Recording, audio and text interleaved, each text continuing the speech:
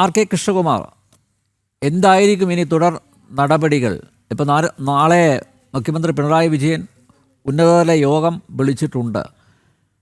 അതിലൊരു പരിഹാരം ഉണ്ടാകുമെന്നൊന്നും കരുതുന്നില്ല. പക്ഷേ എങ്കിലും ഇത്രയും വലിയൊരു ലാപ്സ്, ഒരു വീഴ്ച ജയിൽ വകുപ്പിൻ്റെ ഭാഗത്തു നിന്ന് ഉണ്ടായിരിക്കുന്നു.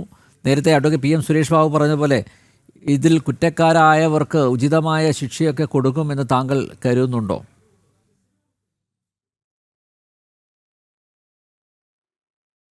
ഞാൻ മനസ്സിലാക്കുന്നത് ഇപ്പോൾ ഈ സൊസൈറ്റി തന്നെ രണ്ട് കാറ്റഗറിയാണ് ഇന്നിപ്പോൾ ഇന്നത്തെ ഭരണ സംവിധാനത്തിൽ കാണുന്നത്.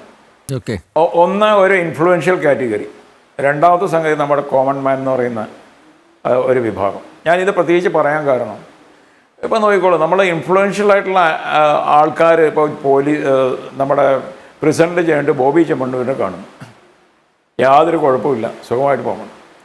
മറുവശം നോക്കൂ, സാധാരണ മനുഷ്യൻ എന്തോരം നിന്നിട്ട് വേണം ഒരു ഓർഡിനറി ഒരു ക്രൈം ചെയ്ത ഒരാൾ കുറച്ച് ദിവസത്തേക്ക് കിടക്കണമെന്ന് അവരെ കാണാനായിട്ട്. ഈ ഡിഫറൻഷിയേഷൻ തന്നെ ഇതിൻ്റെ മേജർ വേറൊരു ഡയമെൻഷനിൽ നമ്മൾ നോക്കൂ. നമ്മുടെ പോലീസ് പല സ്ഥലങ്ങളിലും ഒന്നുകിൽ രണ്ട് എക്സ്ട്രീംസിലാണ് അവർ ചെയ്യുന്നത്. ഒന്ന് എന്താ പറയുക, എനിക്ക് മുഖ്യമന്ത്രിയുടെ നമ്മുടെ വണ്ടി തടഞ്ഞ സമയത്ത് പറഞ്ഞല്ലോ, അന്ന് പറഞ്ഞു അവരെ രക്ഷിക്കാൻ വേണ്ടിയിട്ടാണ്. അപ്പോൾ അതുപോലെ അതെ, ജീവൻ രക്ഷാപ്രവർത്തനം. ഞാനിത് പറയുമ്പോൾ പൊളിറ്റിക്സ് പറയാമെന്ന് പറയാം, അതല്ല ഞാൻ പറയാൻ കാരണം എന്ന് വെച്ചിട്ടുണ്ടെങ്കിൽ, രാജ്ഭവൻ എല്ലാവരും ബഹുമാനിക്കുന്ന സ്ഥലമാണ്. എന്ത് ഇഷ്യൂ ആണെങ്കിലും ആയിക്കോട്ടെ, അവിടെ എത്ര അവരുടെ കൺഫ്യൂഷനൊന്നും ആലോചിച്ച് നോക്കും. എന്ത് ചെയ്യണം പോലീസ്? ഇവരെ തടയാൻ പറ്റൂ? അവരെ അസിസ്റ്റ് ചെയ്യേണ്ട അവസ്ഥയിലേക്ക് വരെ അവർ പോയിരിക്കുന്നു. പോലീസിനെ ഒരിക്കലും നിർവീര്യരാക്കരുത്. നമ്മൾ നിർവീര്യരാക്കരുത്. ശരിക്കും ഗോവിന്ദസ്വാമിമാരെ അല്ല പോലീസിന് ഭയം. അത് നമ്മൾ പ്രത്യേകിച്ച് നമ്മൾ ഹൈലൈറ്റ് ചെയ്ത് നമ്മുടെ മനസ്സിൽ വയ്ക്കാൻ സൊല്യൂഷൻ കണ്ട ഒരു സംഗതിയാണ്. ഗോവിന്ദസ്വാമിമാർ ക്രിമിനൽസിനെ ഭയമില്ല അവിടെ പോലീസുകാർക്ക്. പോലീസുകാർക്ക് അവിടുത്തെ പ്രിസൺ അവർക്ക് ഇതുള്ളത് പൊളിറ്റിക്കൽ എസ്റ്റാബ്ലിഷ്മെൻറ്റിനെ തന്നെയാണ്, പൊളിറ്റിക്കലി ഇൻഫ്ലുവൻഷ്യൽ ആയിട്ടുള്ള ഇത്. അപ്പോൾ അതെന്ന് വെച്ചിട്ടുണ്ടെങ്കിൽ അവർക്ക് എന്ത് വേണമെങ്കിലും ചെയ്യാമെന്നുള്ളൊരു രീതി മാറുന്നതുകൊണ്ടാണ് ഈ രീതിയിലുള്ള ലാപ്സസ് വരുന്നതും ഗോവിന്ദസ്വാമി അവർ രക്ഷപ്പെടുന്നതും ഉള്ളിൽ നിന്ന് മൊബൈൽ പിടിക്കേണ്ടി വരുന്നതും പിന്നെ ഈ പിടിച്ചയാളെ സസ്പെൻഡ് ചെയ്യപ്പെടുന്നതും. അതുപോലെ ഇതിൻ്റെ മെയിൻ്റനൻസ് ചെയ്യാത്ത ആൾക്കാർ നല്ല ക്വാളിറ്റി നമ്മുടെ ഇലക്ട്രോണിക്സ് സർവൈലൻസ് ക്യാമറാസ് കൊടുക്കാണ്ട് കുറച്ച് നാൾ കഴിയുമ്പോൾ അതങ്ങ് പോകും. ക്യാമറ മേടിച്ചു, കുറേ പൈസ ഇളവാക്കി, അതങ്ങ് പോയി. എത്രയോ നമ്മൾ ആവർത്തിച്ച് കേൾക്കുന്നതാണ് ഈ സെക്യൂരിറ്റി സിസ്റ്റംസ് മുഴുവൻ വലിയ ഫെയിലിയർ ആവുന്നത്, വലിയ പൈസ ഇൻവോൾവ് ചെയ്തിട്ട്. അത് എല്ലാ ഏരിയാസിലും നമ്മൾ കാണുന്നു. ഇതിലൊക്കെ നമ്മൾ ക്വാളിറ്റി രാഷ്ട്രീയത്തിലും പൊതുജീവിതത്തിലും വരേണ്ട കാലം അതിക്രമിച്ചു. ഇന്ന് അങ്ങനെയാണ്, ലോകം മാറിക്കൊണ്ടിരിക്കുകയാണ്. ലോകം ഇന്ന് ക്വാളിറ്റിയെ അംഗീകരിക്കുന്ന ഒരു രീതിയിലേക്ക് പോയിക്കൊണ്ടിരിക്കുകയാണ്. അപ്പോൾ ഇതാണ് പോലീസുകാർക്ക്, ഒന്ന് വെൽഫെയർ നോക്കണം ആരുടെ, ഇൻഫ്ലുവൻഷ്യൽ ആയിട്ടുള്ള ആൾക്കാരുടെ.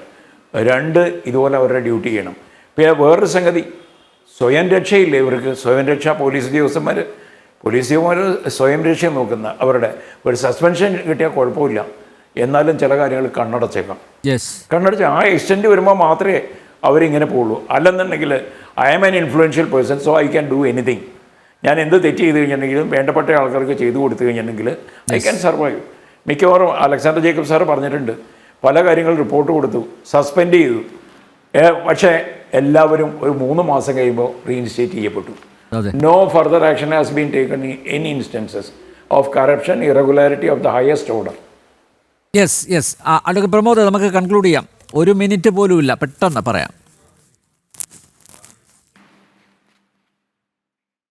ഇതിലൊറ്റ കാര്യം പറയുന്നു, ഏതൊരു സംഘടനയിലും ഈ പറയുന്ന പോലീസ് അസോസിയേഷൻ ആയാലും ജയിൽ ഓഫീസേഴ്സ് അസോസിയേഷൻ ആയാലും രാഷ്ട്രീയം അതിൽ നിന്ന് എടുത്തു മാറ്റണം. ഇവർക്ക് എല്ലാവർക്കും രാഷ്ട്രീയമുണ്ട്.